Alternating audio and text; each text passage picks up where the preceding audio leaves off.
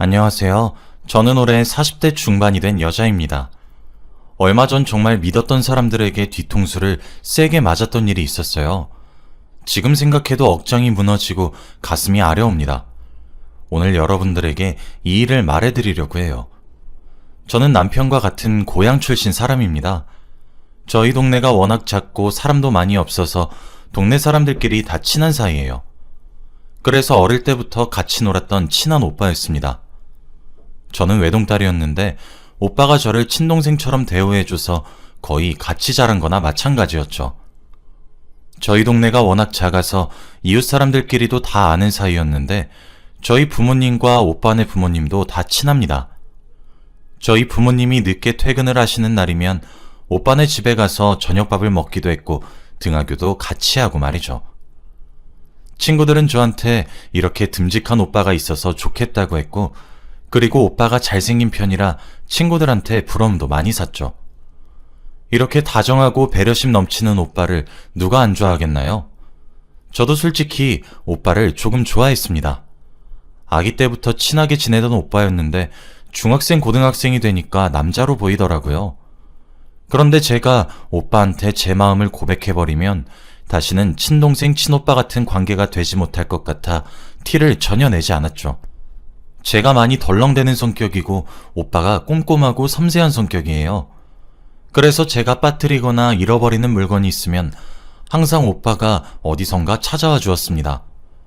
나이가 들어갈수록 오빠한테 의지하는 면이 많아졌고 오빠가 여자친구가 생기면 저를 버릴까봐 많이 무서웠어요.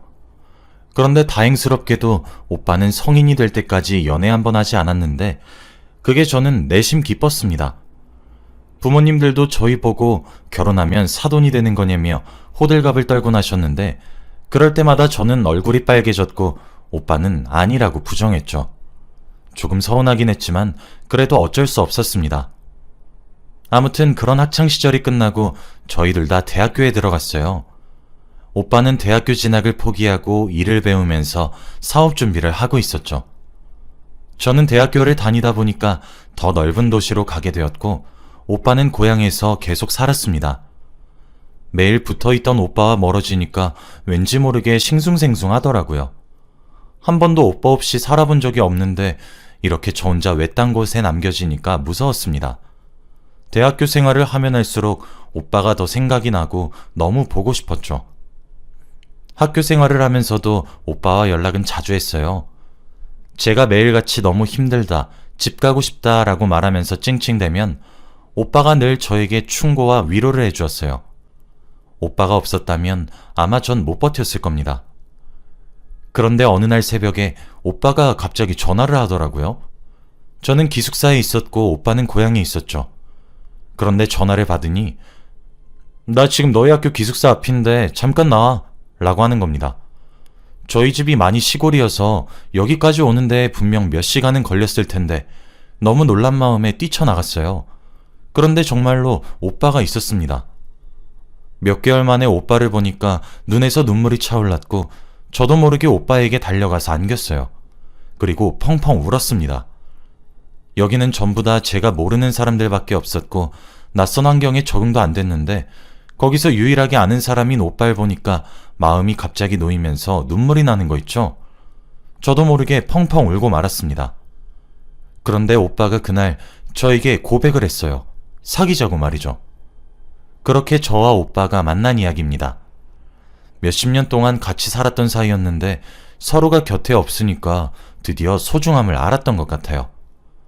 저희는 그날부터 연애를 시작했고 제 첫 남자친구가 오빠여서 너무 행복했습니다. 부모님들도 다행히 저희의 연애를 너무 좋아해 주셨죠. 저는 오빠와 연애를 몇 년 동안이나 했는데 그동안 오빠는 사업도 잘 되고 저도 취직을 했어요. 그리고 자연스럽게 결혼 이야기가 오고 갔습니다. 사실 저희들 다 첫 연애인데 이렇게 결혼까지 하게 되니까 너무 로맨틱하더라고요. 부모님들도 무슨 동화에서 나오는 이야기 같다고 했습니다. 저희는 결혼 준비를 하기 시작했고 웨딩 플래너를 찾아다녔어요. 그런데 오빠가 아는 사람이 있다고 하는 겁니다. 어머니가 소개시켜 주셨는데 아는 사람이라 더 저렴하게 할 수 있다고 하면서 말이죠. 저는 소개받은 플래너를 찾아가서 상담을 나누기로 했습니다. 그런데 저는 소개받은 플래너를 보고 깜짝 놀라고 말았어요. 바로 제 고등학교 동창 친구였기 때문입니다. 그 친구는 저와 고등학교 때 가장 친했던 친구였는데 갑자기 하루아침에 말도 없이 사라졌어요. 집으로 가니 이미 빈집이었고 학교도 나오지 않았죠. 그리고 저희 때는 연락할 방법도 없어서 아무런 연락을 하지 못했습니다. 그런데 거기서 떡하니 만나니까 너무 반갑더라고요. 친구와 같이 인사를 나누고 저희 셋은 많은 이야기를 나누었습니다. 제가 어릴 때부터 하도 오빠와 붙어 있었기에 친구도 오빠를 알고 있었어요. 그런데 저희 둘이 결혼을 한다고 하니 되게 놀란 눈치더군요. 저는 결혼식 이야기보다 그 친구가 왜 갑자기 사라졌는지가 너무 궁금했어요. 수연아, 근데 너 왜 갑자기 연락도 없이 사라졌냐? 나 솔직히 그때 좀 섭섭했어. 아, 그때? 그때 그냥 전학 가게 됐는데 너한테 말하면 너무 슬플까봐 일부러 아무한테도 말 안 하고 조용히 간 거야. 미안해. 그래도 연락은 하고 가지. 이렇게 우연으로 안 만났으면 너한테 청첩장도 못 줄 뻔했어. 저희는 과거 이야기도 하고 결혼식 이야기도 하면서 시간이 훌쩍 지나고 말았어요. 아침에 갔었는데 어느새 해가 다 지고 말았더라고요. 저희는 연락처를 주고받고 카톡방을 만들어서 나머지 대화를 나누었습니다. 결혼식 준비가 정말 하나부터 열까지 다 정해야 하더라고요. 정말 힘들었습니다. 그런데 다행히도 플래너가 저와 아는 사람이라서 맘 놓고 할 수 있었죠. 오빠와도 자주 만나면서 결혼 이야기를 했는데 오빠도 다행히 플래너 친구가 마음에 든다고 하더군요. 저희 셋 다 같은 고등학교였지만 오빠는 그 친구가 기억에 나지 않는데요. 저와 제 친구는 학교를 다니면서 늘 붙어 있어서 그럴 리가 없는데 오빠가 그렇다고 하니 의심은 하지 않았죠. 그래도 지금이라도 셋이서 친해질 수 있어서 다행입니다. 결혼 준비를 한 지 그렇게 한 달이 넘어갔어요. 한 달이 지났지만 정한 게 별로 없었습니다. 아직 준비해야 할 게 산더미처럼 남아 있었죠. 그런데 우연히 오빠의 휴대폰을 본 날이 있었어요. 알람이 와서 자연스럽게 휴대폰을 보는데 플래너 친구한테 왔더군요. 그런데 3명이서 있는 단톡방에 보낸 것이 아니었습니다. 바로 둘이서 개인적으로 연락을 하고 있더라고요. 그런데 오빠와 친구의 대화 내용은 정말 가관이었어요. 단순히 플래너와 예비 신랑의 공적인 대화가 아니었거든요. 둘이서 아주 깨가 쏟아지는 대화를 주고받았습니다. 주말인데 뭐하냐, 좋은 아침 보내라, 나는 지금 뭐하고 있는 중이다 등등 둘이서 아주 하하호호거리면서 이야기를 하더군요. 대화의 시작을 보니까 친구가 먼저 연락을 했더라고요. 초반에는 오빠가 조금 튕기는 것 같았는데 시간이 지날수록 오빠는 제 친구와 이야기하는 게 재밌었는지 같이 웃고 떠들었습니다. 그리고 무엇보다도 저한테 잔다고 한 시간에 그 친구와 전화를 했더군요. 정말 놀랐어요. 오빠는 시간이 지날수록 더 적극적으로 플래너 친구에게 말을 걸었습니다. 이렇게 아름다우신 분이 왜 남자친구가 없냐고 말하면 친구는 소개 좀 시켜달라, 외롭다 이러면서 꼬리를 치더군요. 그리고 무엇보다 더 대박인 건 바로 오빠와 플래너 친구가 주고받은 사진이었습니다. 자신들의 셀카를 보내는 것은 물론이었고 플래너 친구는 자신이 오늘 뭐 입고 나갈 건지 거울로 셀카를 찍어서 보냈죠. 그러면서 오빠는 치마가 짧은데요? 라고 하면서 둘이서 아주 꽁냥꽁냥 거렸습니다. 저는 손이 덜덜 떨렸어요. 오빠가 다른 여자와 하호호호 거리는 걸 단 한 번도 본 적이 없었는데 그들의 대화 장면을 보니까 너무 놀랐죠. 그리고 무엇보다 어떻게 저와 가장 친했던 친구가 이럴 수 있나요? 무엇보다도 결혼 준비를 하고 있는데 이러면 안 되잖아요. 아직 결혼도 하지도 않았는데 오빠의 바람이라뇨. 정말 충격적이었습니다. 솔직히 며칠 동안은 고민했어요. 오빠한테 말을 할지 말지요. 그런데 그때의 저는 너무 바보 같았고 오빠가 없다면 이 세상을 살아갈 용기가 없었습니다. 성격이 너무 소심해서 제가 오빠한테 이렇게 내 친구와 연락하는 거 싫다고 말을 하면 오빠가 저를 떠날 것 같았거든요. 그래서 며칠을 마음고생했습니다. 그런데 스트레스 때문인지 머리카락이 수도 없이 빠지고 점점 말라갔어요. 제가 이렇게 고민하고 있는 와중에도 그들은 웃으면서 대화할 생각을 하니까 화가 나는 거 있죠. 그래서 수많은 고민 끝에 오빠에게 솔직하게 말했습니다. 친구와 선 넘는 대화하는 거 속상하다고 말이죠. 그런데 오빠의 반응은 의외였어요. 오히려 저한테 미안하다며 일부러 제 친구라서 좋게 보이고 싶어서 그렇게 말한 거래요. 아무 사이 아니라고 하더군요. 그리고 평생 오빠한테는 여자는 저밖에 없다고 했습니다. 그때 저는 또 바보같이 그런 사탕 발린 말에 흔들렸고 오빠를 용서해 주기로 했어요. 그리고 정말로 오빠는 친구와 연락을 끊었습니다. 오빠도 저 말고 다른 여자와 연락을 해본 적이 없어서 원래 이렇게 해야 예의인 줄 알았대요. 그래서 그렇게 했는데 제가 속상해할 줄 몰랐답니다. 저도 오빠의 말을 들으니까 이해가 되었어요. 그리고 다시 결혼 준비를 제대로 하기 시작했습니다. 다행히도 친구와 어색해지진 않았고 결혼에 조금 더 집중할 수 있었죠. 그런데 결혼 준비가 거의 다 끝나갈 때쯤 놀라운 소식을 듣게 되었습니다. 바로 제가 임신을 하게 되었거든요. 그래서 결혼 준비를 더 급하게 하게 되었답니다. 저희 결혼은 작고 소박하게 진행했기 때문에 비용도 많이 들지 않았고 만족했어요. 다들 제 임신을 축하해 주어서 행복한 결혼식을 올릴 수 있었습니다. 그리고 무엇보다 결혼식이 끝나자마자 플래너 친구와의 연락은 끊겼어요. 사실 저는 저희 남편과 그런 대화를 오고 가는 것을 보았을 때 조금 실망도 했고 더 이상은 웃으면서 그 친구를 맞이할 수는 없겠더라고요. 그래서 저도 딱히 붙잡지 않았습니다. 결혼식을 올리고 저희는 신혼집에 들어가서 드디어 결혼 생활을 본격적으로 시작했어요. 그런데 다 좋았는데 딱 하나 걸리는 게 있었어요. 바로 저의 의심입니다. 남편이 과거에 다른 여자와 연락을 했던 게 저한테는 굉장한 충격으로 다가왔는지 저도 모르게 남편을 의심하고 있더군요. 매일 어디서 뭘 하는지 궁금했고 남편의 카톡을 밤마다 확인을 하고자야 마음이 놓였죠. 남편도 다행히 저에게 사진도 찍어서 보내주고 카톡도 당당하게 보여줬습니다. 그런 환경 속에서 저는 아이를 낳았고 나름 화목해 보이는 가족을 꾸렸죠.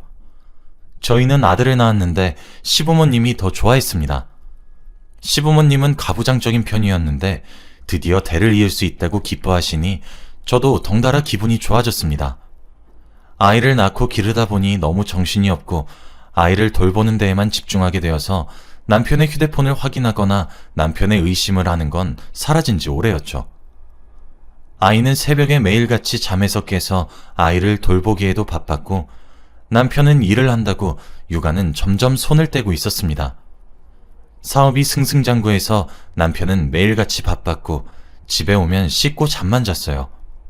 아들 얼굴 볼 틈도 없었고 저와 이야기를 나누지도 않았습니다.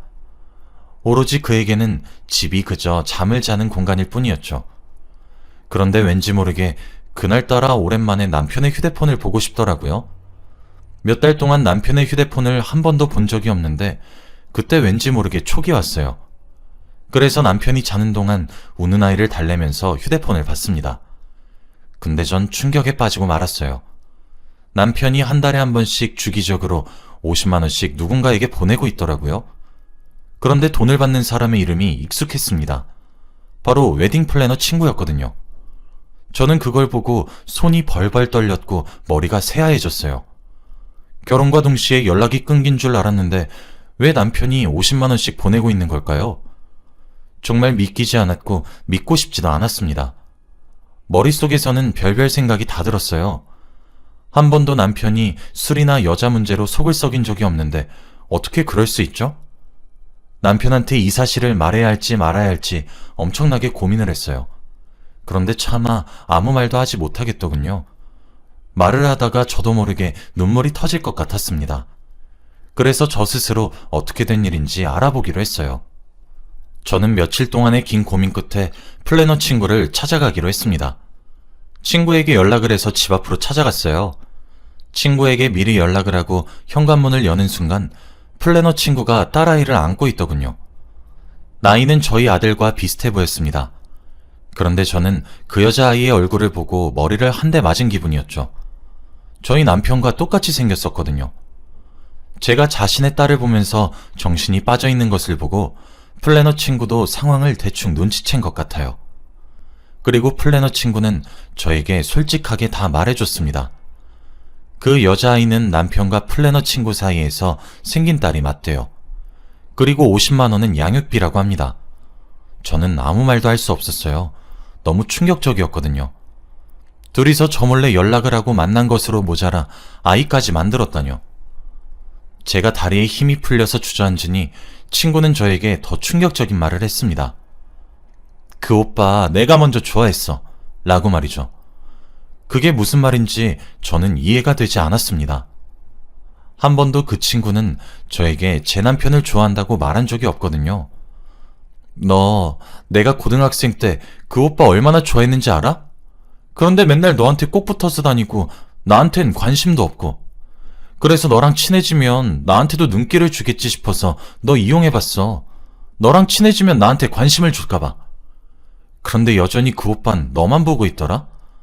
나보다 얼굴도 못생기고 공부도 못하고 몸매도 안 좋은 너한테 졌다고 생각하니까 너무 화가 났어.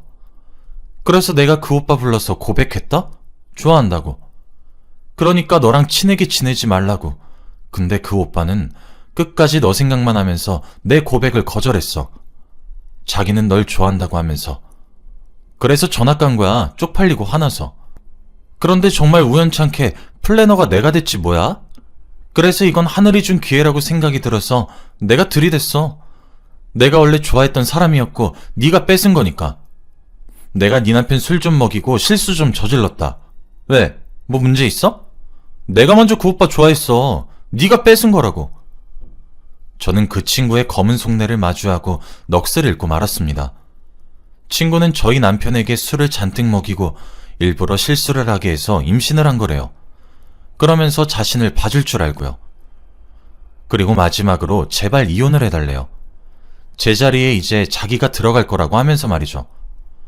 제가 이혼하면 화목한 가정환경 속에서 딸을 키울 수 있을 것 같다고 합니다. 저는 친구의 말을 듣고 정말 화가 머리끝까지 나더군요.